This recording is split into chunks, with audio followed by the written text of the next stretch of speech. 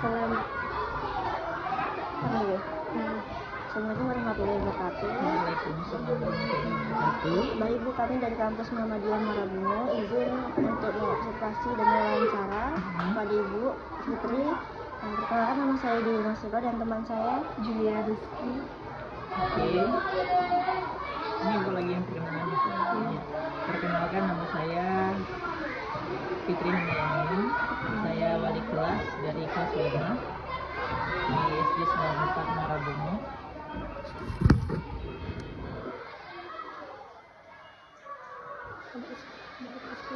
Oke, SPD. Kamu jadi guru?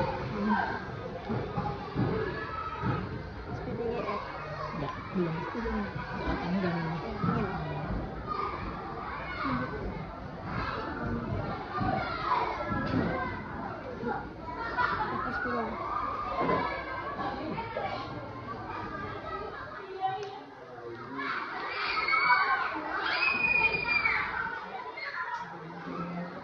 Ibu wali kelas 5. Iya. Ini wali kelas 5.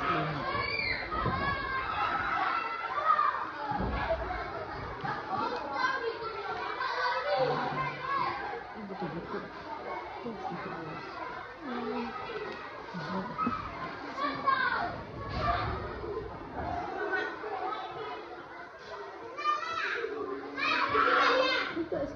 Kan baca soal. Ini berdua memang ditugaskan satu mata kuliah gitu. Iya, untuk kelompok berdua. Mengenai kan di sekolah sekarang kan menggunakan kurikulum merdeka itu. Kalau untuk tahun 2024 kemarin, kurikulum merdeka ini kita gunakan mulai dari tahun 2022. Cuman kalau kemarin kan masih kelasnya pakai fase ya, masih A, B, C. Jadi masih pakai di fase A. Yang dapat itu cuma kelas 1 sama kelas 4. Kemudian fase B itu kelas 2 sama kelas 5. Untuk fase C kelas 3 sampai kelas 6. Kemudian di 2024 kita sudah menggunakan kurikulum merdeka. Di tahun 2024 akhir ini juga sudah full menggunakan kurikulum merdeka.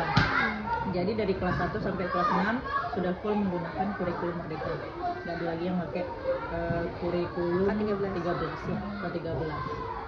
Ibu, kalau kendala kurikulum K13 kurikulum merdeka itu apa ya? Kalau kendalanya sekarang ini untuk ke siswanya atau ke gurunya dulu? Ke gurunya. Dalam konteks administrasi gurunya atau dalam KBM? KBM. Dari KBM. Kalau untuk dari KBM itu kendalanya dalam proses belajar mengajar sebenarnya ada. Cuma insya Allah bisa diminimalisir. Contohnya gini, kalau di dalam kurikulum merdeka kan itu kan tidak ada yang namanya siswa yang tidak bisa membaca seharusnya. Namun kan di kurikulum merdeka tidak boleh ditinggalkan anak tersebut. Jadi kesulitannya di situ. Anak yang awalnya tidak bisa membaca, kita tidak diberikan wewenang untuk meninggalkan kelas. Jadi dia naik ikut pelajaran yang lebih tinggi, dia susah memahami. Kemudian lagi untuk kurikulum merdeka ini dia semuanya harus kita samaratakan, harus kita beda-bedakan pengetahuan anak tersebut. Contohnya, kadang ada sebagian siswa itu yang pintar matematika, PPKN, dan nanti di pelajaran lainnya dia tidak terlalu paham. Namun yang lebih sulit itu sekarang ini kebanyakan anak-anak tersebut dia lebih tidak menyukai literasi karena kurang atau minimnya minat mereka untuk membaca sehingga mereka sulit untuk memahami. Kalau seandainya kita kasih pelajaran matematika atau pelajaran yang berbasis kayak P5 itu kan pelajarannya yang langsung ke praktek. Kalau praktek kita contohkan atau membuat media pembelajaran atau berbasis praktek semuanya itu mudah ya untuk dipahami sama anak-anak sekarang. Tapi kalau seandainya kita memberikan pelajaran berupa membaca, memahami sekali langsung. Nah itu mereka agak kesulitan untuk menyerap informasi.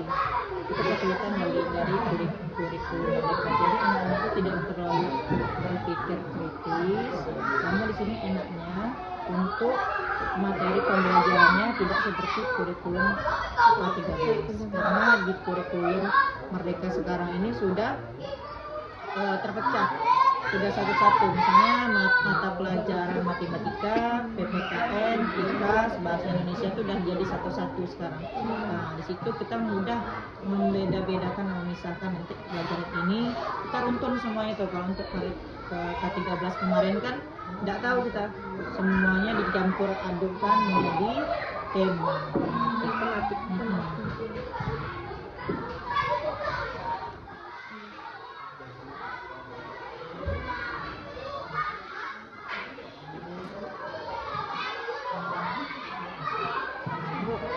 Bagaimana pengaplikasian P5 di sekolah yang diobservasinya? Pengaplikasian P5 yang tadi Ibu katakan ya. Kalau untuk P5 kita lebih banyak, P5 itu ada beberapa tema, ya kan? Nanti saya tahu sendiri lah temanya. Ada yang keberlangsungan hidup, ada yang kewirausahaan. Kalau kita di sini kebanyakan kalau di Muara Bungo atau apalagi di Kecamatan Pasar, ini kebanyakan menggunakan kehidupan yang keberlanjutan ataupun kewirausahaan. Contohnya kalau expo itu banyak biasanya itu yang memamerkan barang-barang yang akan diperjualbelikan. Kalau untuk pengaplikasiannya di sekolah, kita sudah diberi jam oleh pemerintah untuk 1 hari itu melaksanakan P5. Untuk pengaplikasiannya itu tergantung dari hal yang akan kita perbuat. Contohnya, jangan yang rumit-rumit contohnya, yang nanti bisa panjang lah. Contohnya kita membuat ecoprint. Ya, ecoprint itu pertama kali kita kenalkan dulu, kita kasih teori ke siswanya bagaimana cara pembuatan ecoprint, kegunaan ecoprint, daya tahannya, segala macamnya, nilai jual belinya. Nanti setelah kita berikan PPT, kita jelaskan, minggu kemudian lagi kita perkenalkan dulu dengan barang-barangnya, apa saja bahan yang akan kita gunakan. Contohnya daunan yang bisa menjadi hasil karyanya, kita kenalkan dulu, kita tampilkan dulu dengan siswanya, kemudian baru nanti biasanya kita gunakan itu di akhir semester sebelum ujian semester ataupun sebelum kenaikan kelas. Pokoknya di sebelum ujian semester kita langsung ke praktek untuk membuat ecoprintnya. Kalau untuk tingkat kesulitannya, namanya anak-anak pasti kalau lagi praktek nanti ada yang benar-benar praktek, ada yang nunggu kawannya, ya betul, tergantung kita, makanya nanti dibagi aja kelompoknya. Kalau untuk target peserta didik itu yang harus dicapai itu seperti apa? Peserta didik yang harus dicapai targetnya. Kalau untuk targetnya peserta didiknya ya, atau gurunya atau kemana kemampuannya? Target peserta didik seperti apa? Kalau target yang kita inginkan, yang saya inginkan kalau dari saya pribadi itu anak harus bisa berpikir kritis. Yang pertama itu. Kemudian anak harus bisa berkreativitas dengan bakat dan minat yang dia punya, yang kuasai. Kemudian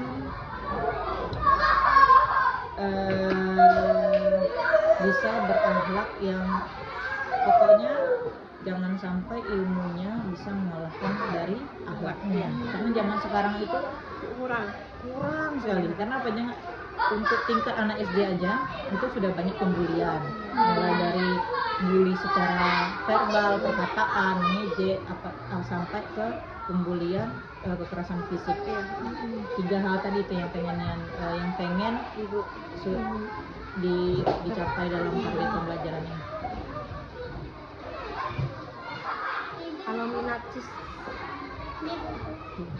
Kalau minat siswa terhadap kurikulum Merdeka tuh minatnya gimana ya Bu? Dia lebih suka kurikulum Merdeka atau K13? Kalau untuk K13 atau Merdeka sejauh ini lebih suka dengan kurikulum Merdeka. karena di forum Merdeka ini banyak sekali nanti es bikin, kemudian game, ataupun juga pelajaran-pelajarannya. Contohnya saja nanti di pelajaran bahasa Indonesia itu banyak mendengar, menyimak. Di dalam bukunya tadi tuh ada barcode tersebut nanti kita akses barcode-nya, kemudian nanti anak-anak disuruh mendengarkan. Belum lagi nanti penampilan video. Pokoknya kalau dibandingkan dua kurikulum, saya masih lebih bagus kurikulum Merdeka ini.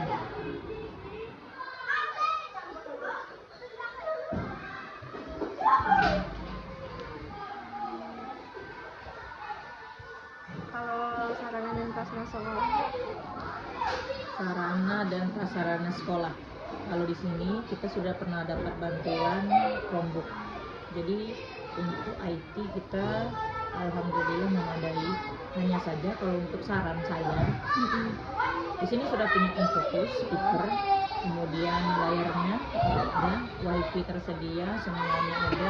Cuma minusnya satu, kalau seandainya pemerintah memberikan sarana dan prasarana yang lengkap di setiap kelas. Contohnya satu kelas itu mempunyai satu infocus. Nah, setiap kelas atau mempunyai nanti gurunya ada yang mempunyai speaker, nanti digabungkan. Jadi setiap pelajaran itu kita tidak memakan waktu lagi untuk mempersiapkannya. Dari awal itu memang sudah di situ, tinggal colok, tampilkan. Kayak sekarang ini kita masih kayak ganti-gantian. Jadi misalnya kalau mau mempersiapkan ini kelas ini pakai pinjam lagi dulu nih, hidupkan lagi, belum lagi nanti yang ambil dulu, memakan waktu. Makanya kadang diselingin dalam satu minggu itu satu kali pasti ada mengajarkan menggunakan infocus. Apalagi dengan jadwal pelajarannya terbatas cuma 35 menit kan. Kalau untuk terlaksana kurikulum di Merdeka di sekolah ini terlaksana Bu? Alhamdulillah sejauh ini semuanya terlaksana. Baik yang kelas 3 dan kelas 6 kan yang baru memakai kurikulum pergantian itu kan baru dari kelas 3 dan kelas 6 sekarang. Alhamdulillah tercapai yang terlaksana dengan baik. Kayak kendala untuk sekolah ini apa ya? Kendalanya biasanya tadi prasarana. Memakan waktu ya, bukan berarti tidak mempunyai sarana, tapi memakan waktu. Kemudian administrasinya yang administrasi sekolah ini yang banyak sekali sekarang banyak yang diupload, banyak yang ini, jadi memakan waktu karena karena apalagi untuk guru-guru yang belum tidak tahu dengan teknologi atau gaptek sangat menjadi kendala. Kalau untuk kami yang mudah-mudahan insya Allah bisa kami gunakan ataupun membuat proyek segala macam bisa. Tapi kalau untuk guru-guru yang tua menggunakan teknologi dia tidak begitu. Tapi kalau untuk penggunaan media pembelajaran dia tetap bisa menyesuaikan. Kalau model apa saja Bu yang pernah digunakan dalam proses pembelajaran itu? Model banyak. TGT, diskusi, ceramah itu pasti. Kemudian snowball throwing, kemudian TGT, number head together juga pernah kita gunakan, tapi sesekali nggak setiap hari ya. Pasti itu ramai ya. Betul. Nanti kalau seandainya lagi dapat referensi, kita coba, kita cari, kita gunakan. Soalnya memperkenalkan metode dan model pembelajaran dengan murid itu bukan hal yang gampang ya kan, karena mereka nanti berpikir wah ini main-main, jadi nanti ada yang di bagian belakang yang main-main, ada yang bagian depan memang benar-benar memperhatikan kita.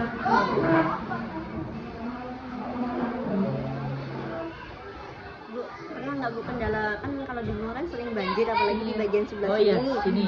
Apa ada sekolah ini kendala banjir, habis itu anak ini diliburkan atau gimana gitu? Kalau di Jaya Setia ini tahun kemarin itu cukup lama, mulai dari akhir sampai 5 kali. 5 kali banjir ya. 5 kali banjir itu dari akhir tahun 2023 sampai awal tahun 2024. kemarin sampai 5 kali. Itu pun kita melibatkan anak tuh untuk pembagian rapornya kita terkendala. Kalau nggak salah waktu itu kita mau pembagian rapor 2 hari setelah ujian mulai air naik. Kemudian kita undur pembagian rapornya sampai di Januari pun masih juga banjir, kita undur sampai di tanggal belasan kalau nggak salah, tanggal belasan itu banjir. Kalau untuk banjir kemarin kan kebetulan karena kita masih di libur semester, jadi kita belum ada untuk upaya untuk belajar daring. Kendalanya memang di akhir dan awal tahun biasanya. Iya, karena musim banjir. Karena musim hujannya di tanggal segitu kan. Tapi tahun ini alhamdulillah. Alhamdulillah tahun ini. Alhamdulillah. Dari kemarin sampai sekarang ya. Kalau itu tentang buku, kendala buku tuh anak tuh individu mendapatkan buku apa masih ada yang Buku dari sekolah. Ya. Oke. Kalau untuk kendala buku ini kita dapatkan dari bantuan dana BOS, dari dana operasional dari pemerintah. Kemudian buku ini kan kita baru peralihan dari buku kurikulum merdeka, dari kurikulum ke-13 sampai ke kurikulum merdeka.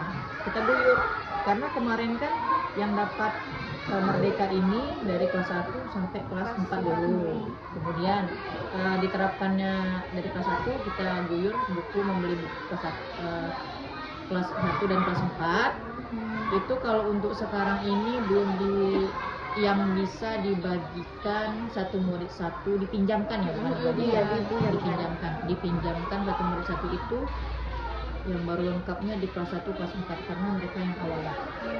Untuk kelas 2 sama kelas 5 itu sebagiannya itu ke 70%. Kalau murid saya sekarang 40, berarti bukunya itu sekitar 22, masih 60-40, jadi belum semuanya terpenuhi karena kita beli buku lagi untuk kelas 3 dan kelas 6. Jadi mungkin satu murid itu berdua gitu. Satu buku 2 murid misalnya. Iya.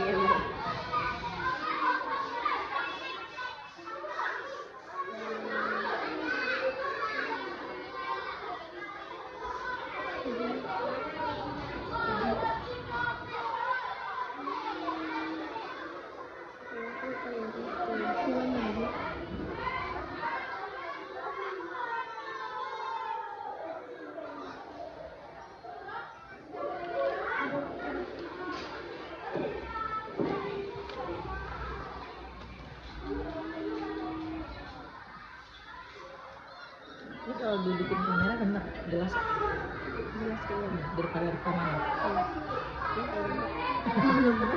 Udah. Bu, bagaimana penerapan kurikulum merdeka ya? Penerapannya sudah jadi. Tinggal ada situ ya. Lanjutan.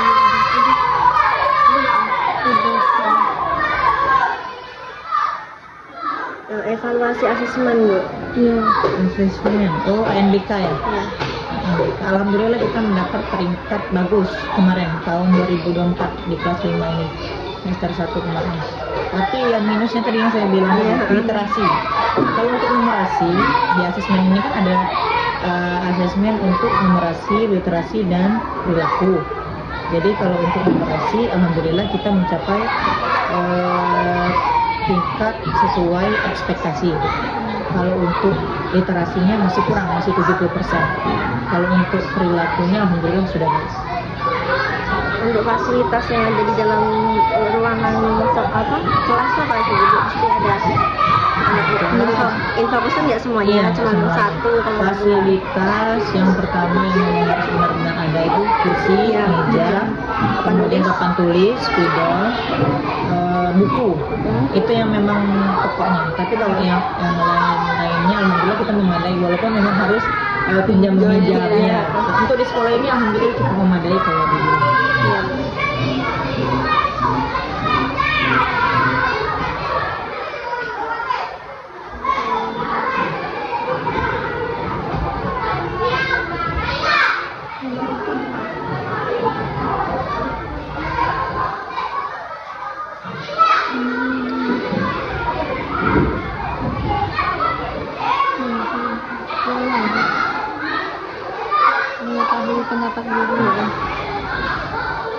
Bagaimana pendapat Ibu tentang kurikulum Merdeka SD sebenarnya?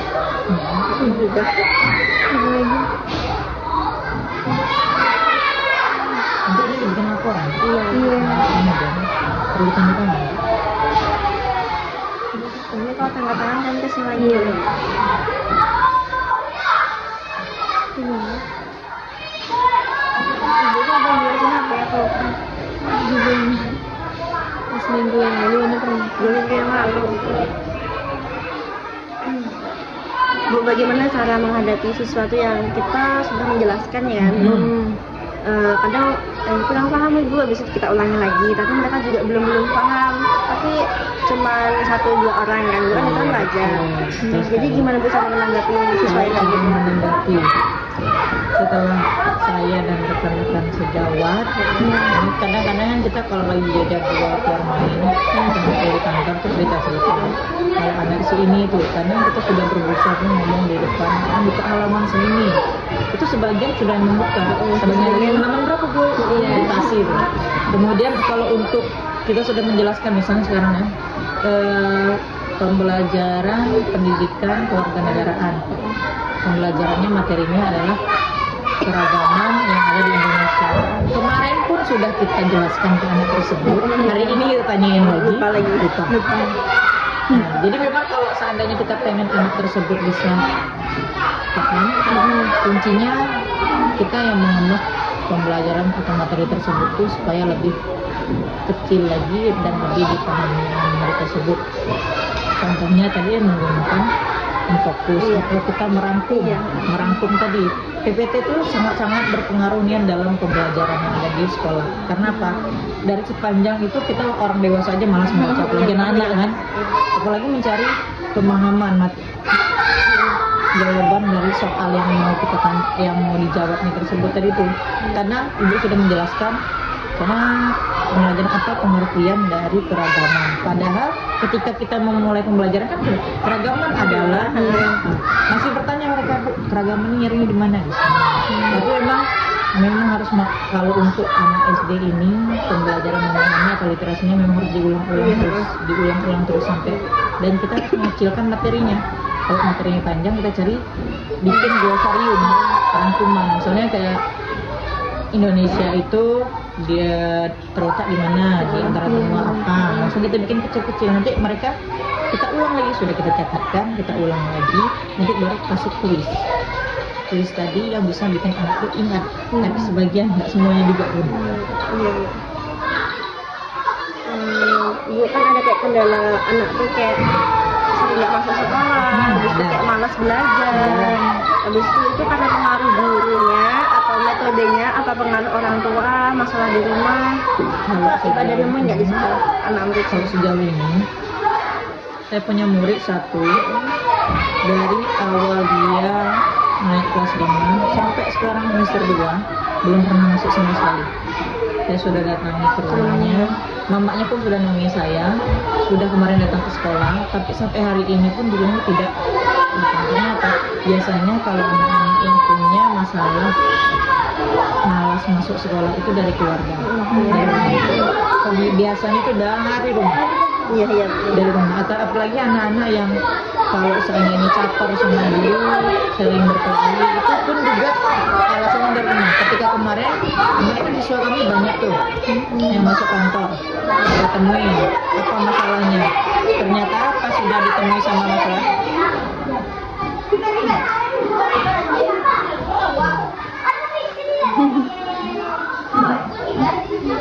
ternyata pas kita kulik lagi informasinya memang dari orang tuanya, dari keluarganya. Ada yang single parent, ada yang ditinggal nikah, ada yang ditinggal meninggal ketika masih kecil. Jadi pengaruh orang tua dalam pendidikannya sangat-sangat berpengaruh, 100%. Dan juga orang tua kan kurang perhatian juga.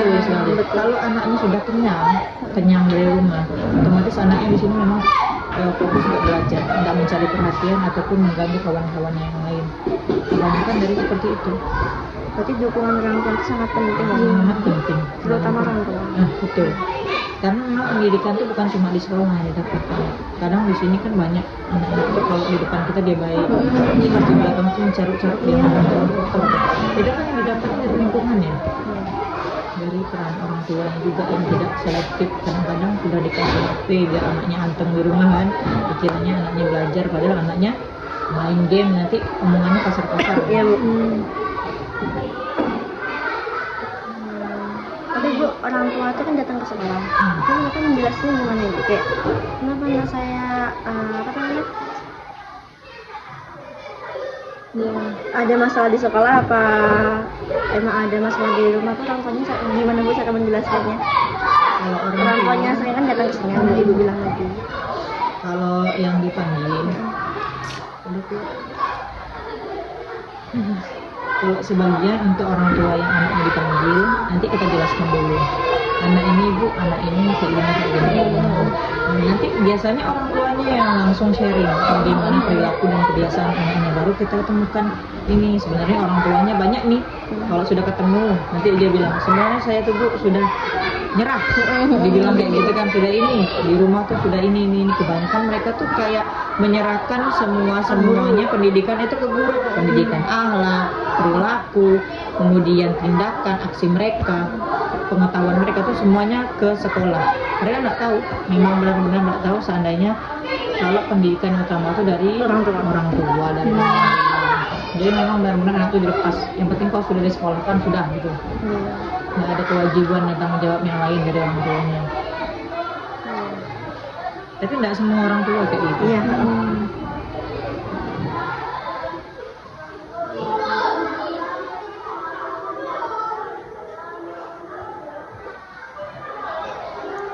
Bu, kalau masalah menyangkut nilai-nilai Pancasila, nilai-nilai Pancasila udah terlaksanakan dengan baik di sekolah ini. Nilai. Nah, kalau untuk kita mengambil 100% ataupun secara keseluruhan, itu bisa dikatakan tidak semua. Iya, tidak semua. Dari 100% itu mungkin 50% atau 80%-nya sudah melaksanakan. Contohnya, ada yang tahu dengan tugas dan tanggung jawabnya kepada teman, kepada guru sebagai murid gitu. Tiket kelas sudah dilaksanakannya, dia bisa menjaga pertemanannya dengan teman-temannya sebagian, iya, tidak semuanya. Tidak semuanya dilakukan.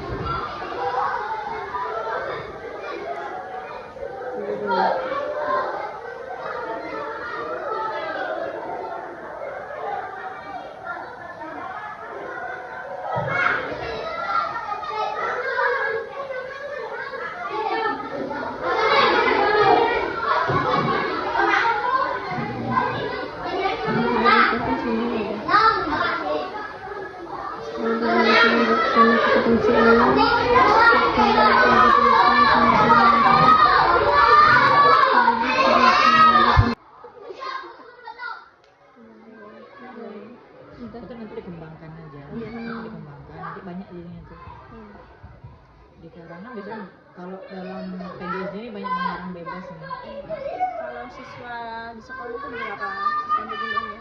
Karena kita keterbatasan guru, keterbatasan kelas, jadi ini kelasnya digabung kelas 5. Jadi kelas 5 ini kan dipecah jadi 2, kelas 5A dan kelas 5B. Tapi sekarang digabung. Jadi pas kami PLP dulu pakai SIP ya Bu, kelas 1 atau kelas 2? Iya, paralel dia. Paralel pakai SIP. Sekarang kan masih menggunakan. Kalau sekarang enggak. Kalau sekarang kelas 1, kelas 2 basic. Kelas 1-nya dari jam 7 sampai jam 10, nanti kelas 2-nya dari jam 10 sampai jam 12. Itu kan karena kekurangan kelas atau guru Bu? Dua-duanya. Ya, dua-duanya. Terus untuk kelas 3 ini sekarang digabung juga loh. Digabung juga Iya, semuanya masuk. jadi satu kelas. Jadi kelas 3 aja sama kelas 5 aja. Karena memang gurunya kurang. Jumlah semuanya Bu. Jumlah semuanya Bu. Apa tuh? Siswa. Siswi. Tapi Nanti ada nanya dengan operator. ada kok Bu pas di tempat PLP itu. Tapi Beda emang kan? sama ya. Beda kan, udah beda tahun. Beda tahun ya? Udah ganti tahun-tahun yang lalu Bu. Pas banjir itu. Iyalah beda pasti. Karena sekarang kan kelas 1. Kalau mau nanya untuk jumlah siswa, jumlah guru, itu tanya sama operatornya. jalan di situ? ke dinas sekarang. Harusnya tadi kalau memang ada pertanyaan ini langsung tanya ke Ini untuk operator. apa nih Bang? Nah, nanti tanya deh ke operatornya lagi, soalnya untuk data siswa ini kadang kalau satu ada berapa orang kan operator yang tahu semuanya. Kurang lebih itu 300-an kurang lebih ya.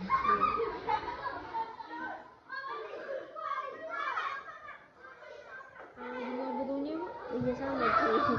Kita kabur cepat. Iya Bu. Kemarin sahabatnya nggak ada yang beda. Jumlah kelasnya. Jumlah kelas. Jadi jumlah kelasnya Bu Jumlah iya, kelas 6 Bu. sekarang. Oh, jumlah Iya, berapa? Iya. 4, 5, 6, 7, 8 kelas. 8. Untuk rombongan belajar beda. Itu pun masih Rombel. kurang. Iya. Kalau rombel kelas 1 ada 2, 4, 3, 4, 5,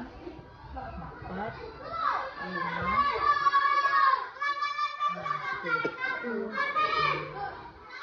Kalau tentang kayak ekstrakurikuler Bu, apakah terlaksana kayak pramuka, habis itu Terlaksana dengan baik. dengan baik? Karena setiap kegiatan drum band, Iya.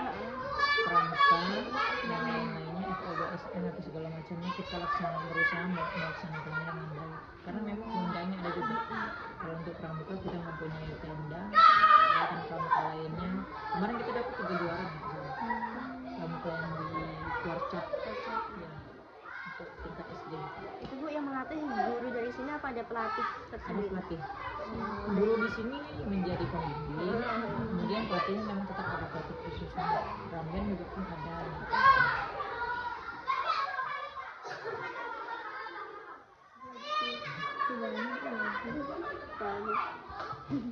Yang sudah disiapkan bahannya kemarin.